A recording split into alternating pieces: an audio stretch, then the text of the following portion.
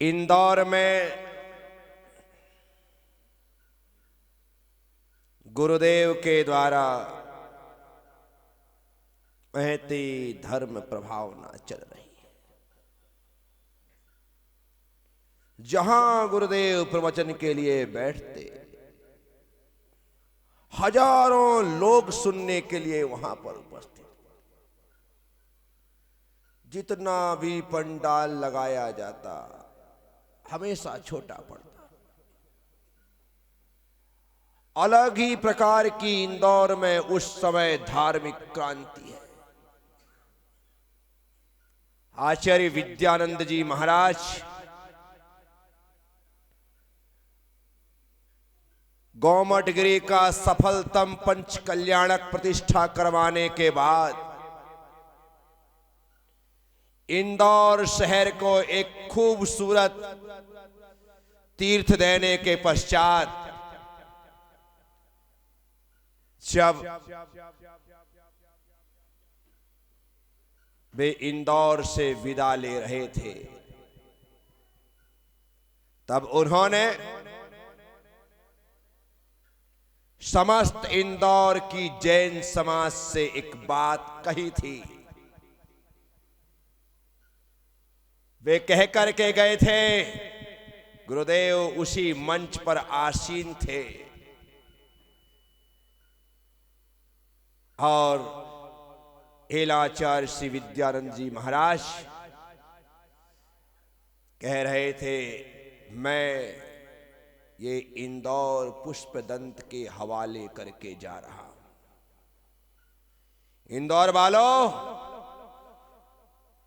तुम्हें आचार्य पुष्पदंत सागर जी महाराज का पूरा लाभ, क्योंकि पंच कल्याणक के दरमियान भी गुरुदेव ने एक जो प्रवचन दिया, उससे जब जब उन्होंने अपनी बात कही, उससे विद्यानंद जी महाराज को लग गया था कि इंदौर अब इनके द्वारा निश्चित तौर पर लाभान्वित होगा। ऐसा कह करके वो चले गए। जगह जगह कॉलोनी कॉलोनी में आचार्य श्री का जाना हो रहा है। अब साउथ तुकोगंज में श्री अजित कुमार जी कास्टलीवाल, विमला जी कास्टलीवाल, जो कि आचार्य श्री के प्रति प्राणपण से समर्पित थे, आज भी है।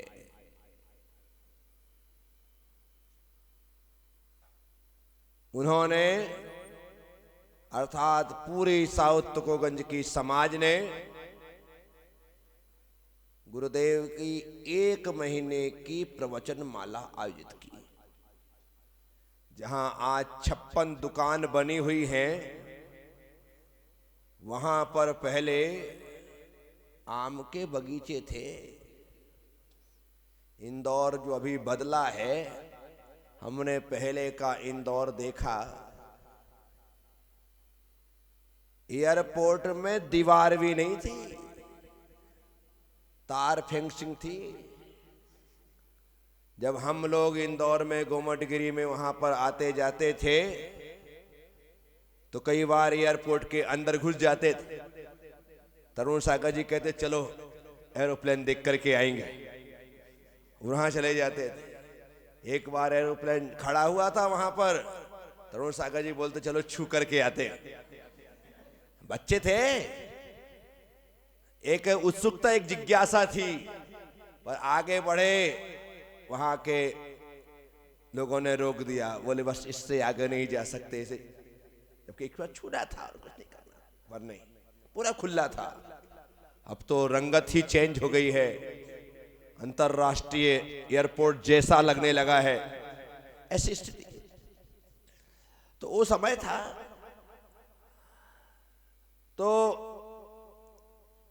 साउथ तुकोगंज में जहां पर कार्यक्रम अभी 56 दुकानें बन चुकी हैं, वो 56 दुकानें भी अजित कुमार कास्टलीवाल नहीं बनवाई बाद में।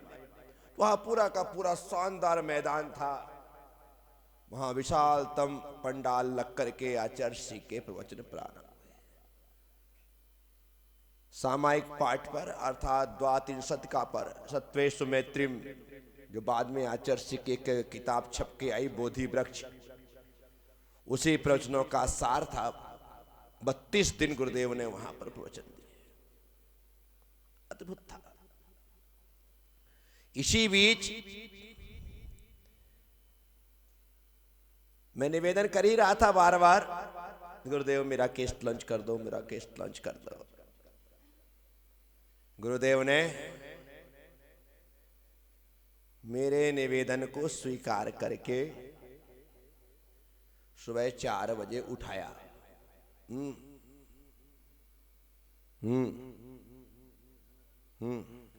मोने भी उनके साथ ही सोता था, उठ करके बैठ गया फटाफट।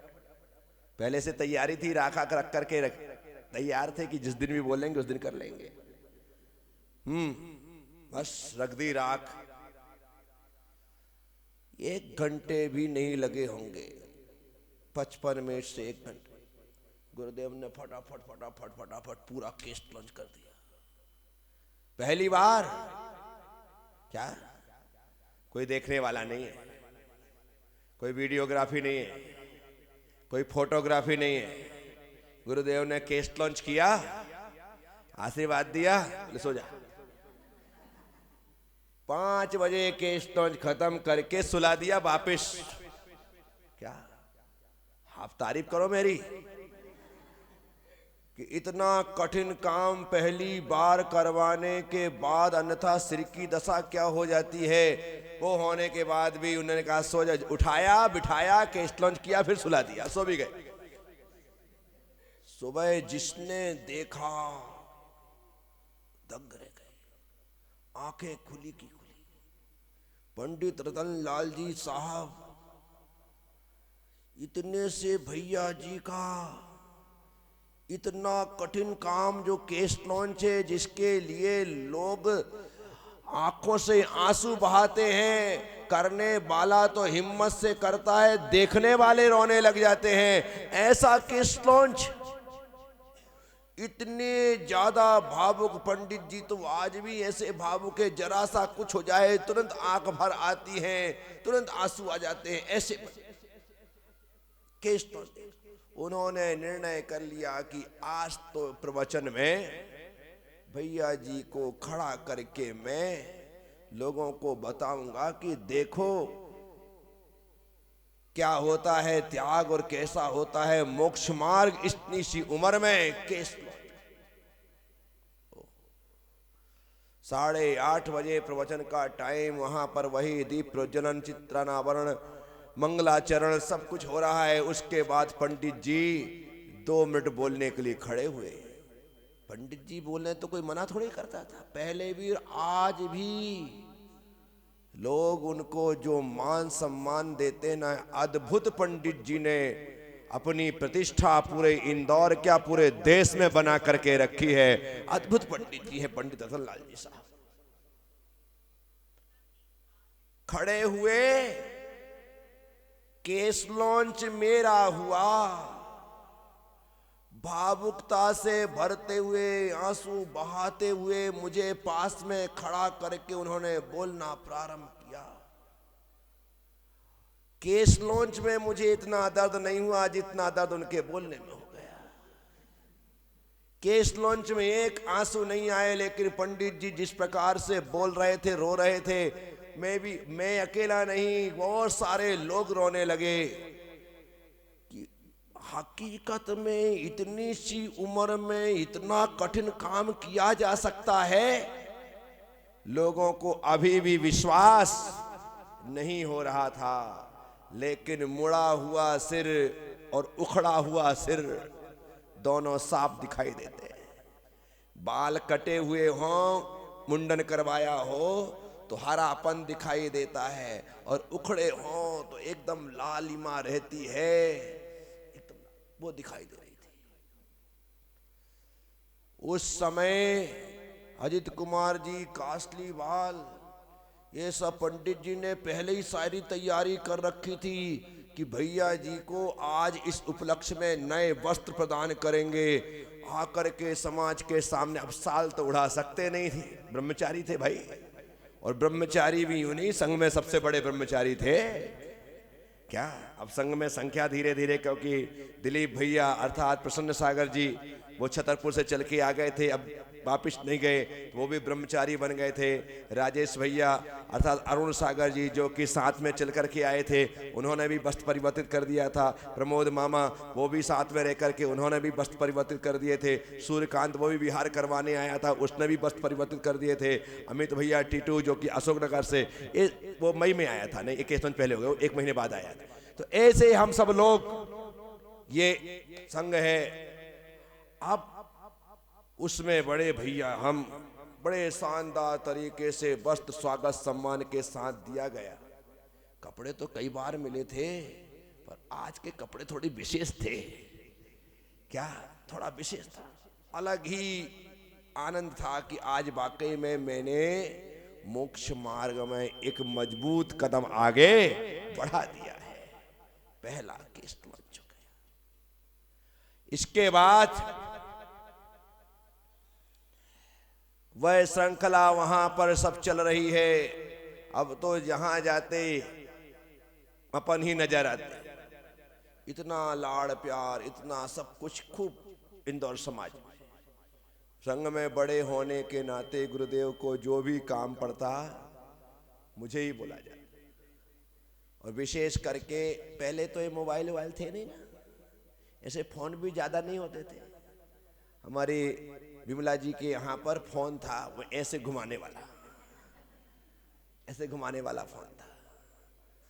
ऐसे ही रतनलाल जी पाटनी इंदौर के थे, विमला जी पाटनी इंदौर के थे। आचार्य सिंह जिनको काम लगता था कहते थे विवेक इनको फोन लगा करके आओ, कहना कि गुरुदेव ने बुलाया है। इतना बोल दे तो अपन तो फोन लगाने जा रहे भाई, अरे बहुत बड़ा काम था। वहां विमला जी के यहाँ जाते थे, ऐसे घुमा घुमा करके एक एक नंबर फोन लगाते थे। फोन लगता था और बस इतना ही बोलना था कि गुरुदेव ने आपको बुलाया, बस। वो एक वो भी आनंद था। ये सब चलता रहा। महावीर जयंती तक संघ इंदौर में रहा।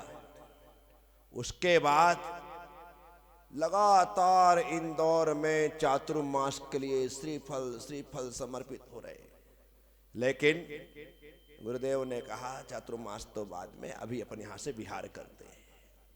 और संघ विहार करने के लिए तैयार हुआ और एक दिन इंदौर से उज्जैन के लिए विहार हो गया और हम उज्जैन पहुंचे। उज्जैन में उस समय साधु संतों का प्रवास नमक मंडी में ही होता था। कहाँ होता था? नमक मंडी में ही होता था। जैसे इंदौर में कोई बड़े संघ आते थे तो मांगलिक भवन इतवारिया में ही उनका प्रवास होता था। वहां बड़ी समाज भी थी, इतने घर थे कि पूछो मत। शीतल आया ये भी वहीं सामने ही रहता, अरे ये तो अब उस समय था ही नहीं, 86 में बाद में रहा। तो ये सब लोग बहुत बड़ी समाज थी। अब तो सभी लोग, कोई यहाँ कॉलोनी में चला गया, वहां चला गया, अब इतवारिया खाली हो गया जैनों से। तो इंदौर से उज्जैन पहुंचे, नमक मंडी में प्रवास था। वहां भी तकरीबन 15 दिन तक रहे। वहां के सुप्रसिद्ध विद्वान पंडित सत्येंद्र कुमार जी सेठी, जो सोनगढ़ी कहे जाते थे, लेकिन आचार्य श्री के आने पर वहां पर विशेष रूप से उपस्थित होते। लगातार प्रश्नोत्तर चलते, खूब चर्चाएं चलती, सभी सम्यक दर्शन पर, आत्मा पर, शुद्धोपयोग पर बहुत चर्चाएं होती। 15 दिन तक करीब प्रवास वहां पर रहा उज्जैन में। ये मेरा उज्जैन का पहला प्रवास था। मुझे थोड़ी मालूम था कि मैं 1986 में जिस उज्जैन में गया हूं वो उज्जैन कभी मेरी कर्म भूमि और महावीर स्वामी की तपोभूमि बन जाएगी। कैसे पता? 86 के बाद मैं उसके बाद भी उज्जैन गया तरुण सागर जी के साथ, लेकिन कभी ऐसा विचार में था ही नहीं कि उज्जैन का कोई इतिहास भी जीवंत किया जा सकता है। वहां से संघ विहार करके वड़नगर पहुंचा। वड़नगर में भी खूब प्रभावना, वहां भी बड़े मंदिर में ही वहीं रुकना, विश्वपंथी मंदिर में रुके, धर्मशाला थी पीछे, वहां पर रहना। मंगल प्रवेश में मालवा बैंड वाला गाने के लिए आया, मुसलमान का था, अलीम उसका गायक था। ऐसी सुरीली आवाज, और आचार्य श्री गीत के तो दीवाने। जैसे ही उन्होंने सुना, उसको अपने पास बुलाया। कौन गा रहा है, उसको मेरे पास बुलाओ। अलीम वहां पर आया, नाम वाम पूछा, बहुत अच्छा गाते हो, ये जैन भजन गाओ। आचार्य श्री के पास एक भजनों की डायरी थी, वो भजन दे दी। उसने भजन तैयार किए। प्रतिदिन शाम को गुरु भक्ति के समय 2-4 बजाने वाले को लेकर के वो आ जाता था। जब उसके कार्यक्रम हो तब नहीं, कार्यक्रम नहीं, आ जाता था। 2-4 उससे भजन सुनते थे और वो भजन सुनाता था। ऐसा भक्ति का माहौल उसके पास, गीत पर गीत, वो सब गीत गाने लगा। फिर तो जहां भी गुरुदेव गए, वो व्यक्ति हमेशा हर जगह उस बैंड को लेकर के पहुंचा। उस बैंड 1993 में मेरा चातुर्मास सोनकच्छ था, तब भी वो यहां पर आया था, तब भी आया था। बड़ा भारी उत्सव था, लेकिन वो उत्सव हमारे रतनलाल जी टोंगिया की मृत्यु हो जाने पर उनकी अंतिम यात्रा में काम लग गया था। वो काम हुआ था, वो अलीम। फिर उसके बाद विहार करके संघ बनेड़िया जी के दर्शन के लिए पहुंचा। बनेड़िया जी के दर्शन के पश्चात चातुर्मास इंदौर निश्चित हो चुका था, और चातुर्मास इंदौर में गोमटगिरी में होना था। कहां होना था? और बनेड़िया से सीधे हलौल होकर के गोमटगिरी। गोमटगिरी में चातुर्मास के लिए संघ ने प्रवेश किया। अब गोमटगिरी एकदम नवोदित तीर्थ, इंदौर की हर एक कॉलोनी से कोई पास में थोड़ी था। और उस समय साधन संसाधनों की सबके पास 4 व्हीलर 2 व्हीलर गाड़ियां थोड़ी थी। जिसके पास होती थी वो उस समय का रईस माना जाता था। बाप रे, 4 व्हीलर है। कोई जब भक्त कोई आते थे 4 व्हीलर लेकर के, तो हम देखते थे कि आज तो वो व्यक्ति आया 4 व्हीलर गाड़ी लेकर के, वो ऐसा लगता था। वो समय था गोमटगिरी चातुर्मास। लेकिन तारीफ करना होगी उस समय की इंदौर जैन समाज कि गोमटगिरी में भी लोगों की, भक्तों की कमी नजर नहीं आती थी। चातुर्मास चालू हो गया। पंडित रतनलाल जी साहब भी चातुर्मास में 1 महीने, सावन के महीने में गोमटगिरी साथ रहे। वो हम लोगों को पढ़ाते थे। रात में विशेष करके पद्म पुराण पढ़ाते थे। परम पुराण में उनको महारत हासिल है। सैकड़ों बार उन्होंने पद्म पुराण जी पढ़ा है। बस वो पढ़ाते थे, हम सब लोग बैठ करके पढ़ते थे, उन प्रसंगों को नोट करते थे, लिखो इसको, और उसको वो भाव बताते थे कि इस कहानी का आनंद क्या है। तो चलता था। बारिश होती थी, दूर दूर जाना पड़ता था। भोजनशाला पीछे थी, आहार कक्ष पीछे था, मंदिर दूर दूर थे, जंगल के लिए दूर जाना पड़ता था। तो गुरुदेव को बिमला जी ने कहा कि छोटे छोटे भैया हैं, गीले हो जाते, कपड़े कहां तक सुखाएंगे, एक काम करो, इनको रेनकोट दे देते। क्या दे देते? अच्छा, का कोई तकलीफ नहीं, रेनकोट आ गया। अरे बाप रे बाप, रेनकोट के आए, अलग ही आनंद आ गया। रेनकोट हमारे पास आए। अब रेनकोट आए हैं, उनको पहनना भी तो पड़ेगा। जैसे ही बारिश चालू होती, तुरंत अपने को 2 नंबर लग जाते। नहीं लगी है, लेकिन रेनकोट पहन करके दूर जाना है। क्या कोई मतलब नहीं, पानी को आना चाहिए। चलो, सारे जो भैया जी थे सबको 2 नंबर लग जाती थी एकदम से। बोले कहां चले, रेनकोट का उपयोग कर रहे हैं। अच्छे से मुझे याद है, सीधे पानी गिरना चालू हुआ, रेनकोट पहन करके एक डिब्बा उठाया, चला दूसरा डिब्बा। अभी तक किसी को सोच नहीं लग रही थी, पर रेनकोट आया भाई, क्योंकि इसे पहनने के बाद पानी से कपड़े गीले नहीं होते। जबरदस्ती मंदिर दर्शन के लिए जा रहे हैं, जबरदस्ती चौके में जा रहे हैं, रेनकोट पहन करके उसका पूरा उपयोग करना है, बस इतना। तो मुझे ये लगता है कि बचपना भी बचपना ही होता है? हर चीज सिर्फ एक मस्ती से भरी हुई होती है, तो वो रेनकोट पहन करके वहां निकल जाते। ये सब कुछ आनंद के साथ चल रहा है। और चातुर्मास सनय सनय सनय सनय रक्षाबंधन आदि होते हुए आगे बढ़ रहा है। इंदौर की समस्त समाज ने, चातुर्मास व्यवस्था समिति ने गुरुदेव को श्रीफल भेंट किया और कहा, गुरुदेव आपने पूरे इंदौर की छूट रखी है। इंदौर समाज चाहती है कि 10 लक्षण पर्व इतवारिया बाजार में हो। कहाँ हो? इतवारिया बाजार में, क्योंकि इतवारिया में होगा तो पूरी की पूरी समाज चारों तरफ से पूजा पाठ के बाद प्रवचन सुनने के लिए आएगी। गुरुदेव ने उन्हें आशीर्वाद दे दिया कि इतवारिया में 10 लक्षण करेंगे। तो ऐसा करने के साथ 10 लक्षण पर्व इतवारिया में निश्चित हो गया। अब सबसे बड़ी बात यह हो गई कि गुरुदेव ने हम ब्रह्मचारियों से कहा कि सब तैयारी कर लो। क्या कर लो? तैयारी कर। अब इस समय दीदियां भी थी, वो भी एक ममता आ गई थी इंदौर छावनी से, संगीता थी तिलकनगर से, एक कश्मीरा थी हमारे रतनलाल जी पाटनी की बेटी, वो ऐसी ब्रह्मचारिणियां थी। सुमन दीदी पहले से थी ही, मीना दीदी जो मेरी वो भी मीना दीदी भी थी, एक आरती जो कि पवित्र सी है आज की तारीख में, जैसा वो भी थी। ऐसे 6 ब्रह्मचारिणी, 7 ब्रह्मचारी, पूरा लंबा चौड़ा संघ हो चुका था। ऐसा सब लोग थे। गुरुदेव ने कहा कि विवेक तैयारी कर लो, 10 लक्षण में रात में प्रवचन करना है। और ये बाप रे बाप, पांवों के नीचे की जमीन,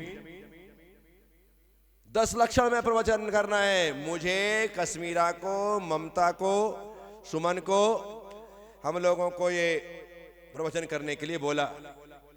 ठीक है।